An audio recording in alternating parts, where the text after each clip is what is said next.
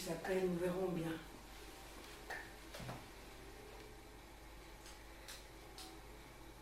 Revenir aux instants plus hauts, le jour perplexe autre que le jour, vérité apprise, fenêtres ouvertes averties du ciel. Aller loin, très loin de toute tristesse, dans l'étrange cheminement de ce qui est à vivre.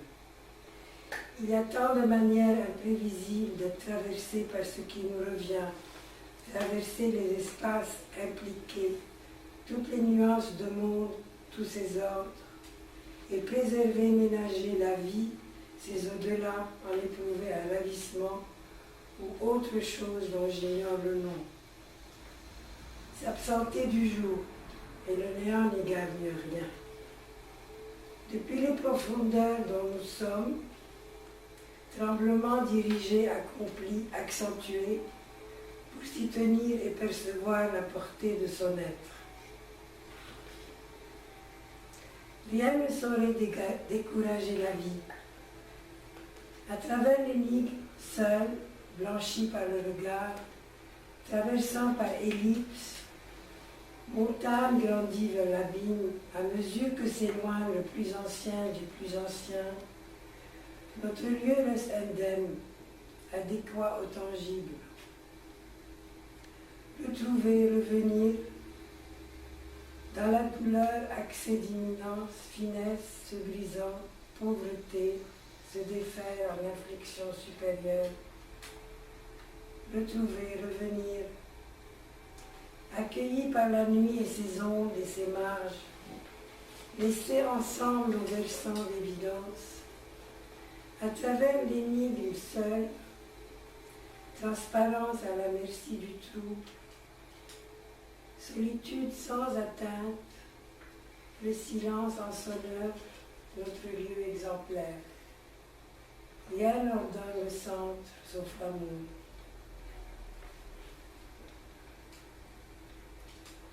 Arrêté à un rayon de soleil, tu es là instruisant mon être, et de la liberté qui prend forme dans la lumière, jour après jour. Ce lien, plus solide que la roche, resserré dans son corps, modelant notre âme aux attentes d'un passé où nous étions déjà. Tu ne t'arrêtes pas à moi, mais dans mes pensées. Tu séjournes là.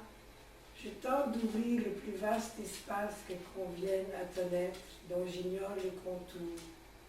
Un dessin tout le temps deviné dans ses bonds et ses jeux, par lesquels je supporte enfin le temps qui passe.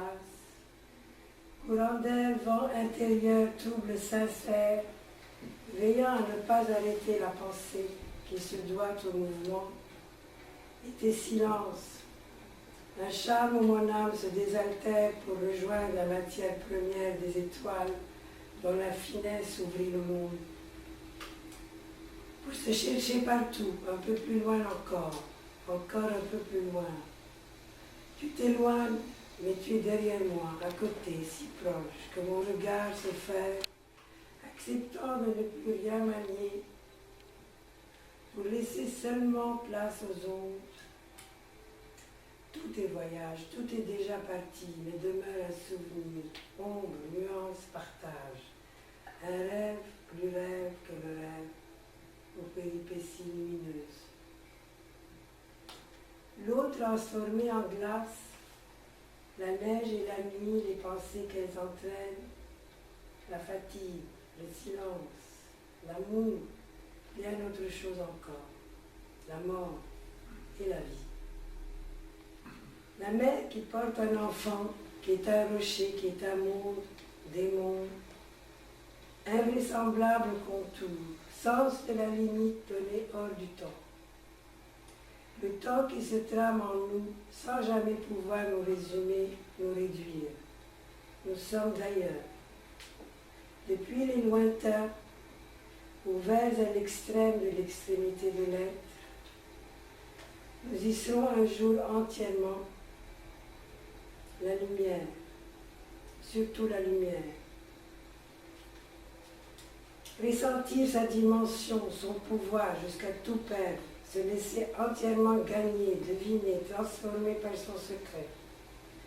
Et ce faisant, se délester des à peu près pour laisser place à la juste et légitime et correspondante intensité, pour qu'elle s'impose quoi qu'il arrive, avec la nuit, la neige et tout ce qui s'ensuit. Le monde n'est plus que dans cet instant où s'élève un songe savant et calme, de jardins et de plages, éloigné du regard ordinaire, par attirance invincible. Cette même musique, notre mémoire réservée par amour à notre cœur gardé.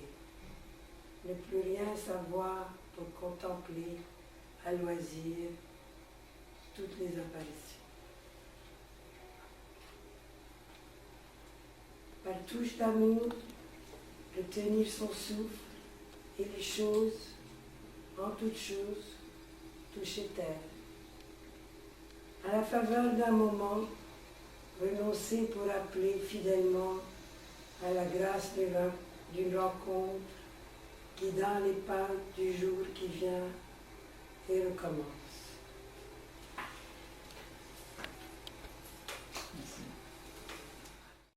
J'ai lu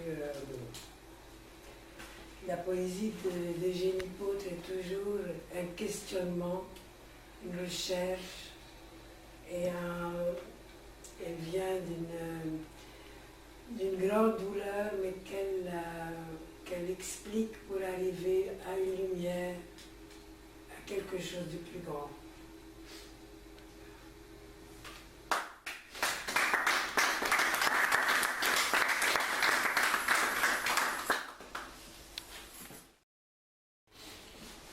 Bonsoir. Donc ce texte et la vidéo qui est diffusée, tout en lien avec les deux tableaux qui sont présentés là, mais aussi avec toutes les œuvres de l'exposition. En fait, à travers ce texte, je relis dans le sens de relier les œuvres entre elles et de les relire. Les tableaux. Ils se transformaient en une force qui, agissant sur les êtres, nous en faisions l'expérience là, maintenant sur nous-mêmes, devait aussi agir sur les lieux ou leurs représentations. Leur pouvoir évocateur nous le laissait croire. Les tableaux avaient créé une relation entre les êtres et les paysages en suivant une sorte d'itinéraire que nous parcourions tous les quatre. C'est un texte très court, qui pourrait être dit en boucle d'ailleurs comme la vidéo, qui est plutôt une image mentale, et qui tourne dans le lieu où les tableaux ont été présentés. Redites-le nous alors. Pardon ? Redites-le nous. Les tableaux.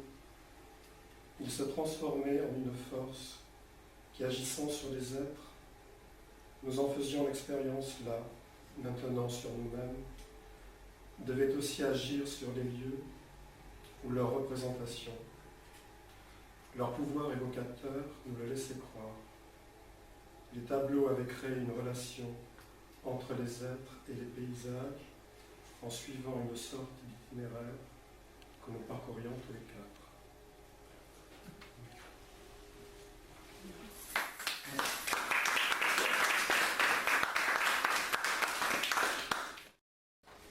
Moi, je vais me faire le porte-parole de Maria Morganti, qui est une artiste italienne qui a réalisé ces deux œuvres qui s'intitulent Presenza, présence, de 1998, donc un petit peu ancienne.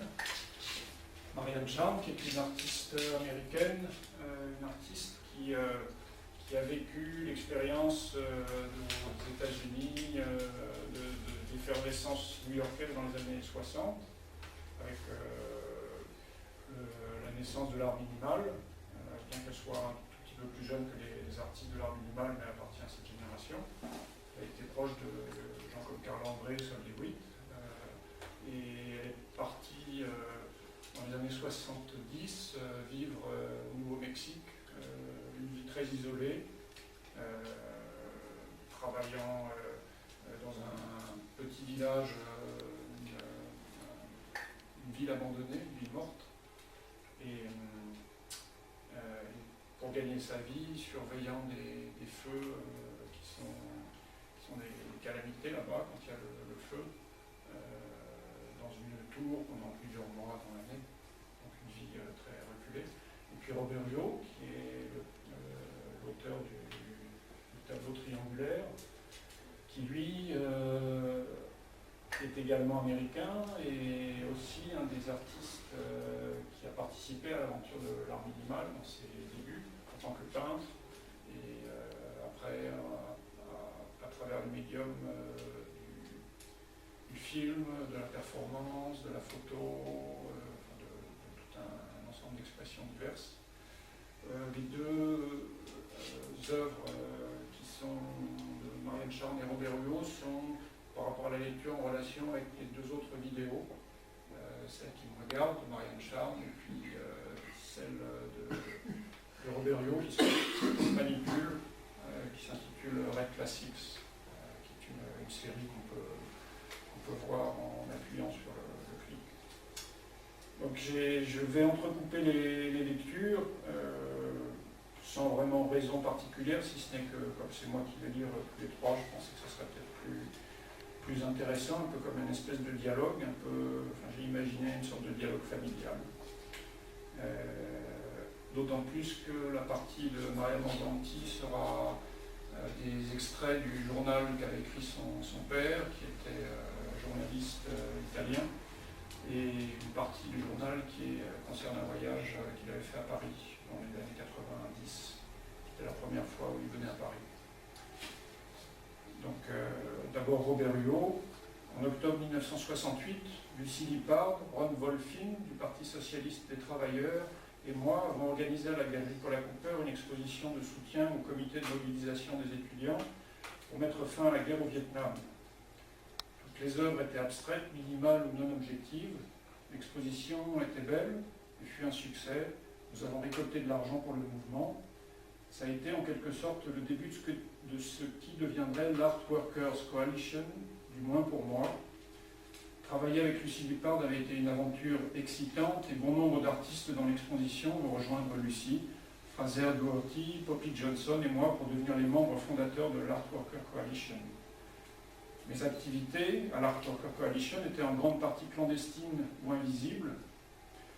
La surveillance à 1h du matin aux Nations Unies pendant une veillée de 24 heures pour la paix, me faufiler dans un siège social avec 3 rames de papier pour faire des photocopies de notre tract à minuit 20, etc. J'étais en charge du comité d'action et notre idée la plus réussie a été un penny in. Quelques-uns d'entre nous sont arrivés au Museum of Modern Art et se sont présentés au guichet d'entrée avec un sac de penny. J'étais le premier dans la queue et me suis mis à compter mes pennies. Mince, j'ai mal compté, je dois recommencer. J'ai fait ça 2-3 fois et les agents de sécurité sont arrivés en courant. Cette activité a mené à des négociations avec bon nombre de musées dans la ville et pendant une période à des jours gratuits ou des tickets gratuits ou des entrées payantes à volonté par des dons faits à la porte. Le Museum of Modern Art a encore quelques heures gratuites le vendredi soir. L'Art Workers Coalition a commencé avec un petit groupe d'activistes pour qui les problèmes et la politique de l'art avaient de l'importance. Nous avons choisi de réagir au manque de représentation des femmes et des minorités dans les galeries et les musées. Nous avons œuvré pour obtenir des jours gratuits ou des réductions pour les étudiants et les personnes âgées dans les musées. Nous étions actifs dans le mouvement contre la guerre du Vietnam en participant à de nombreuses manifestations. Nos membres ont produit la célèbre affiche My Day.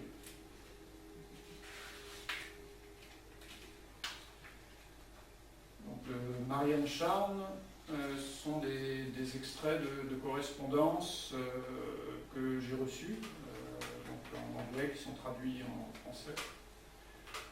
C'est vrai que ce que tu appelles un impact natif s'applique à mon travail, puisque toutes mes peintures, lignes de peinture, ont rapport à ce que je ramasse, par le fait de mon amour pour les line drawings de Sol Lewitt et de l'art natif au Nouveau-Mexique. Cela inclut New York Poem 1972. Et puis j'ai fait l'expérience d'une forme de vie primitive, en travaillant sur une tour de guet dans les montagnes pendant de nombreuses années et en ayant travaillé dans une librairie d'art à New York. Donc je prétends détenir une sorte de vue extérieure sur quelques données de base à propos de l'Amérique. Ça c'est du 7 juin 2013. Donc, Maria Morganti, qui est représentée par la parole de son père, Piero Morganti. Donc le premier jour de son voyage à Paris, 23 octobre 1992, vendredi, nous arrivons à la gare de Lyon en début d'après-midi sous une pluie gluante. Un chauffeur de taxi grincheux nous amène à l'hôtel Mercure au boulevard Blanqui. Nous parcourons des longs boulevards bordés d'arbres, mais ne voyons que des automobiles affolées. Même la Seine disparaît au-delà des parapets le long du fleuve. Paris, la ville de mes rêves, où je n'aurais jamais voulu arriver parce que chaque approche m'aurait semblé inadéquate, m'apparaît dans une lumière terne, le crépuscule du XXe siècle. Peut-être que la façon la plus juste est celle tracée par Walter Benjamin, qui, à la moitié du siècle, considérait la ville une métaphore et une fin du XIXe. Maintenant, le XXe aussi en vient à s'achever, et Paris, déjà entré dans le postmoderne, emporte aussi notre siècle. Je me rappelle Proust, je me rappelle Joyce, je me rappelle Thomas Mann, je me rappelle Gide, je me rappelle Picasso, je me rappelle Cocteau, je me rappelle les surréalistes, je me rappelle l'avant-garde, je me rappelle les idéologies, Paris comme un grand cimetière du XXe siècle. Je ne m'attendais pas à ces images de mort pendant que le train traversait la Suisse embaumée, immobile dans le temps, avec ses lacs offusqués par le temporel, et ensuite, après la frontière, les immenses campagnes entre Dijon et la capitale sombre et bleue sous l'averse. Nous avons voyagé ensemble avec une Maria apaisée, Maria Morganti, sereine, très friande et amoureuse de la vie. Peut-être que la vie continue davantage dans les personnes que dans l'histoire, dans la nature, dans les monuments. France, terre de liberté, égalité, fraternité. Le concierge de l'hôtel, un Indo-Chinois au visage fourbe et un peu ennuyé, repousse avec un sourire d'indulgence les papiers que nous l'avions présentés diligemment selon les usages italiens du temps des Bourbons. Soirée à Saint-Germain, nous parcourons les labyrinthes autour de la Sorbonne et de Notre-Dame, apéritif à l'écluse, un antique bistrot à vin sur le quai du fleuve, je bois un délicieux blanc, et Maria un Bordeaux, dîner au Polydor, un ancien restaurant traditionnel d'artistes, je commande de la soupe de poisson, du poulet sauce madère et de la crème caramel, Maria de la soupe de poisson et du canard, Mia de la soupe de poisson et de la terrine. Puis nous faisons un tour en taxi dans la ville lumière, grandeur des années 70 et 80, le discours continu de Napoléon à Huysmans. Nous laissons Maria à sa maison de Paul Valéry et poursuivons vers l'hôtel. À Saint-Germain, des plaques mortuaires à rendre fou, la maison natale de Baudelaire, celle de Voltaire, de Sarah Bernard, de Camille Saint-Saëns, le culte parisien de la mémoire. Lune aux dilettantes lunes, à tous les climats communs, Cuvillère, le Missouri et les remparts de Paris. Jules Laforgue.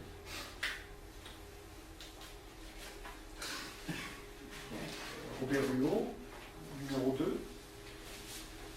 Pour moi, les années 60 et 70 étaient remplies de moments importants, la guerre du Vietnam, le mariage, la naissance de mon fils, le divorce, un second mariage et beaucoup d'autres événements et influences. Parmi ces influences, il y avait Richard Buckminster Fuller. J'ai lu tout ce qu'il a écrit, j'ai assisté à ses conférences et expositions. Pendant des années, j'ai cherché un format autre que le rectangle pour peindre, la ligne de production débitant de longs rubans de matériel découpés en rectangles qui dominait notre vision. Il est évident qu'il y a eu des tableaux de forme non rectangulaire, en allant jusqu'au shape canvas de nos jours, mais d'une certaine façon, quelque chose ne marchait pas. Les formes de ces tableaux étaient dictées par des contraintes architecturales, des décisions arbitraires ou des zones non prises en compte.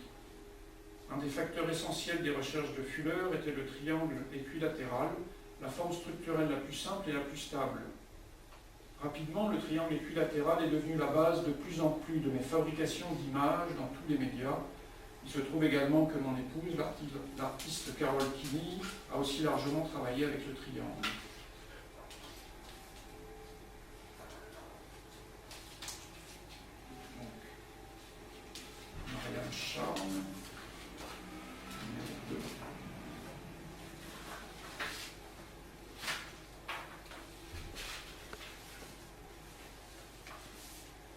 Nous sommes dans un canyon. L'eau de pluie s'égoutte du mur du canyon derrière la maison à l'intérieur de la cave. L'électricité et l'eau sont revenues, donc c'est bien. Mon atelier est en haut du canyon, en haut de la route et du ruisseau, et tous les débris, bouts de bois, arbres, boue et choses diverses sont charriés par le ruisseau en descendant la montagne directement à l'atelier. Donc il y a un tas de débris d'1,50 m dans la cour. Mon pont est parti, le lit du ruisseau rempli de débris, et la route sont devenus un lit de rivière. Je vais t'envoyer plus de photos. L'eau baisse et le service routier est en train, avec un bulldozer, de faire une route pour 4 roues motrices passant par le milieu du village. Samedi, Nils et moi irons à Socorro pour prendre mon Tacoma. Entre-temps, nous travaillons avec la tronçonneuse, etc. L'argent n'est pas une urgence pour le moment. C'est un vrai problème de trouver quelqu'un pour travailler, parce que nous, 15 résidents, sommes si isolés ici dans cet endroit de la montagne. Le courrier est arrivé à dos de cheval, hier, 20 septembre 2013.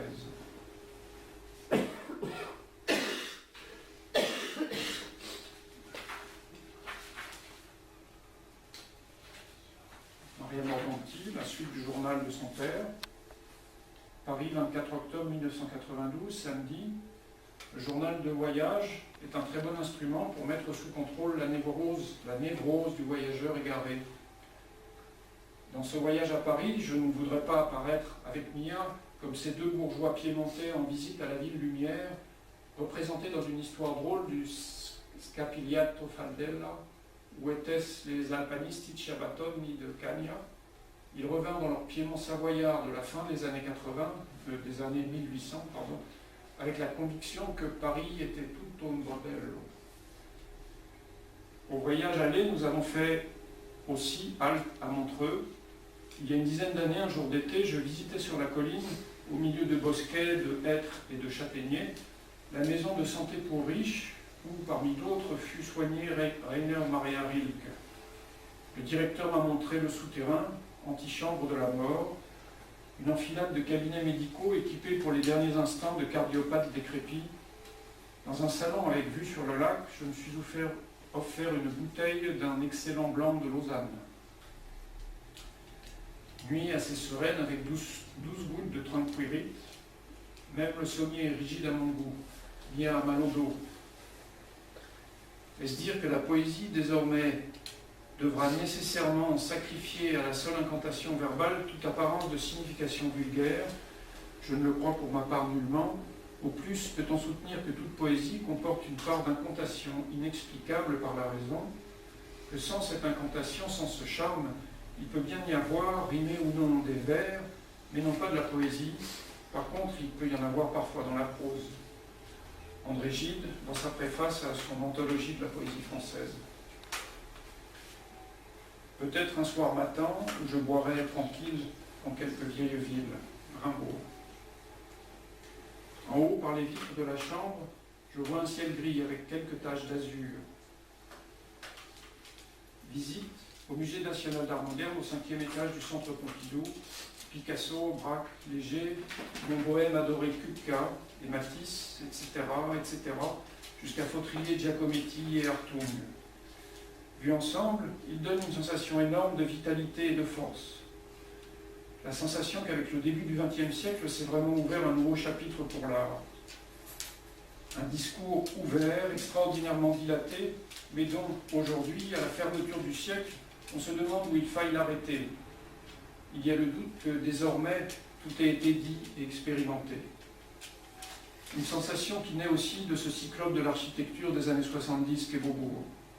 Déjeuner sur la piazza avec un croque-monsieur et une bolée de cidre, puis promenade jusqu'à Notre-Dame et le long de la Seine en fouinant parmi les bouquinistes. J'achète à moitié prix le Pléiade de l'éducation sentimentale. Il y a 20 ans, quand j'avais une bonne vue, j'aurais lu comme un fou. Maintenant, ça me fatigue de lire des livres. Encore 3 pas à Saint-Germain, et puis un taxi à l'hôtel. Vent glacé, ciel qui alterne des trouées de soleil et des bourrasques sombres. On se souvient trop facilement des impressionnistes. René Duménil affirme dans son introduction à l'édition critique de l'éducation sentimentale que le grand livre attire difficilement les jeunes à une première lecture parce qu'il manque d'une expérience de vie. J'ai interrogé cet été une de mes nièces, à peine sortie de la lecture de l'éducation, Et elle m'a finalement répondu que non, ça ne lui avait pas plu, qu'elle le trouvait ennuyeux. C'est une histoire d'amour qui ne se conclut pas. Les jeunes pensent aux fins et non aux moyens. Le grand ciel pur se découpait en plaques d'outre-mer, Flaubert. Il se peut que l'angoisse subtile du voyageur soit tonifiante pour un vieux retraité. Réserver le dîner à un restaurant de Montmartre, mais il peut et on ne trouve pas de taxi. Nous nous replions sur une brasserie près de la place d'Italie et nous commandons du cidre, un excellent steak avec des frites et de la mousse au chocolat. Devant le cinéma d'Italie, où il projette un film sur Christophe Colomb, la queue s'allonge sous l'eau, pratiquement jusqu'au centre de la place. Il y a beaucoup de jeunes. Qui sait pourquoi ils sont attirés par la figure du découvreur de l'Amérique.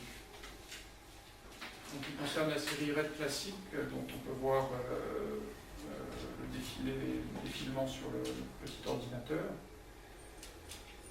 qu'arriverait-il si deux vieux avaleurs de pilules prenaient la liberté d'assumer les poses des dieux grecs, ou en d'autres mots, imitaient les idéaux de la forme humaine représentée par la jeunesse? Dans le dessin, la peinture et la sculpture, l'artiste peut placer le corps humain dans à peu près n'importe quelle position qu'il ou elle souhaite. Lorsque nous avons essayé d'imiter quelques-unes de ces poses, il nous est apparu que les forces de la nature, telles que la gravité ou la perte de souplesse de nos corps, ne permettent pas la copie exacte, et nous avons eu la sensation que dans certains cas, même un corps jeune et plus fluide ne pourrait pas s'y conformer. C'est particulièrement vrai en essayant les triples torsions qu'aimaient tellement Léonard et Michel-Ange. Donc nos résultats à nous sont des approximations. Marianne Charles, la série Pacifique de 1 à 5, dont est extrait, où fait partie cette pièce qui est composée de 4 éléments, donc, qui est le numéro 4, constitue ma série Fenêtre. Par exemple, le Pacifique 5 est une vue de l'océan Pacifique à travers une découpe dans un immense mur de pierre à Hawaï. Ces peintures sont liées par le titre. L'idée pour la peinture devient le mot pour son titre, Pacifique, comme défini, l'origine du Pacifique français ou du Pacificius latin, faiseur de paix. Mark Twain dit que la grande étendue d'eau, l'océan Pacifique, porte mal son nom. 8 novembre 2013. Ma vie a été trop surchargée de tâches pénibles, devoir bouger des gros rochers, travailler du béton, pour éviter que l'atelier soit balayé par la prochaine inondation. 8 novembre 2013. Je tiens à ajouter, en relation directe avec la vidéo, à côté, je travaille avec des objets trouvés. Mon hommage à Chamberlain, qui est le titre de cette vidéo, est un morceau d'épave provenant d'un petit avion qui a heurté la Willow Mountain, ici de nuit. John Chamberlain est mort récemment, donc j'ai ajouté une plume noire et le tout sur des crochets rotatifs de sorte que ça tourne, et c'est aussi une girouette pour le vent. Au début des années 70, j'étais une des 3 ou 4 ou 5 femmes que John Chamberlain battait. Car André dit « Nous sommes mis en être par le fouet et mis en forme par le battoir », ce qui donne en anglais « We are whipped into being and beaten into shape ». J'étais assise à une table du Max Kansas City avec 4 autres, Carl, etc. Quand John est arrivé derrière moi, il m'a tabassé le dos jusqu'à ce que je finisse par dire « Il est encore en train de me frapper ». Et Carl s'est levé et a dit « Mais enfin, John, 11 novembre 2013. »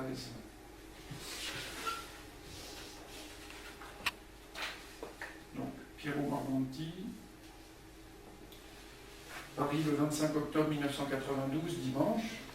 Les bouquinistes interrogés le long de la Seine n'ont évidemment pas réussi à trouver un exemplaire, ni récent ni vieux, des Mémoires d'outre-tombe de Chateaubriand. Évidemment, celui qui était un des livres préférés de Marcel Proust ne jouit plus des faveurs des nouveaux lecteurs. Nuit agitée, mais je me passe du tranquillite. J'ai lu pour la première fois les Mémoires de Chateaubriand à 20 ans dans un abrégé traduit par Vitaliano Brancati. Avec la Chartreuse de Parme, ce fut un de mes premiers enthousiasmes français. Puis arriva Gilles, que je connus à travers mon ami de cœur G.L., qui, à 18 ans, prenait des airs de l'Arcadio. Ciel encore couvert, les nuages obscurs bougent comme de la fumée de cheminée, emportée par le vent. Mais dans ma culture française, il y a peu de Balzac. C'est là que j'ai vécu, dans les voluptés calmes, au milieu de l'azur, des vagues, des splendeurs, Baudelaire. Au marché du dimanche, le long du boulevard Blanqui, nous achetons 6 fromages en boîte. Plaisir à se promener à travers les montagnes de crustacés, de saumon, de poulets rôtis, de fruits et de gâteaux, tous exposés comme dans les vitrines de Chépec. Avec Maria, au musée d'Orsay, le musée le plus décousu du monde, mais où s'est adonné le frisson. Le meilleur de Monet, Manet, Renoir, Cézanne, Degas, Courbet. Ici commence l'aventure de la grande peinture moderne. Ça vaut la peine d'être né dans notre siècle pour se réjouir de ses beautés.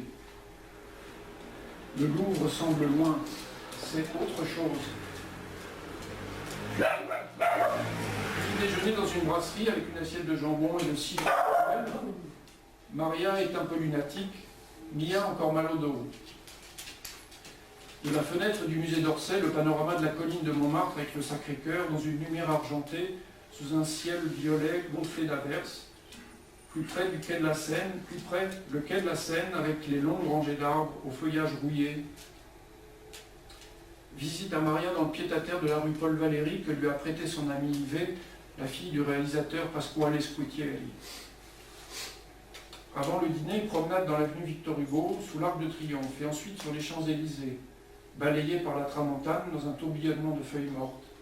Soirée de film noir. On semble voir encore onduler sous les ponts de la Seine le cadavre pendu de Gérard de Nerval. Nous dînons dans un restaurant marocain, couscous avec du poulet au gingembre, vin rosé, pâtisserie orientale et dattes, thé à la menthe. Avant de rentrer à l'hôtel, halte en taxi sous la tour Eiffel.